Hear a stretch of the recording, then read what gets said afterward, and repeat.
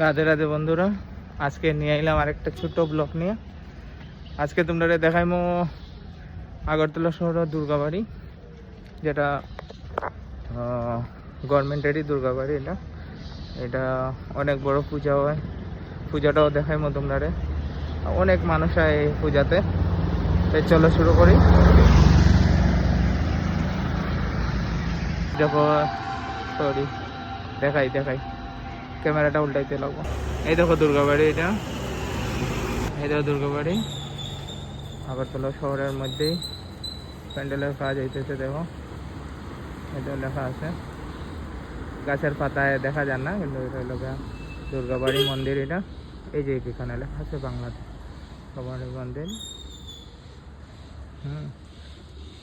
এটা বাউন্ডারি, ভিতরে ঢুকতে দেয় না, ভিতরে ঢুকা যায় তোমার পূজা যখন থাকে, বাসন্তী পূজা, খাচ্ছি পূজা, এরকম পূজা, এই শরৎকালের দুর্গা পূজা, এগুলো পূজাতে ভিতরে যাইতে দেয়। ভিতরে যখন যাওয়া যাব আমি তোমরা দেখাইমো। তো আজকের লাগে এতটাই, কালকে আবার নিয়ে আইমো একটা ব্লগ নিয়ে। তোমরা সাথে থাকিও আর দেখতে থাকিও আমার ব্লগগুলো।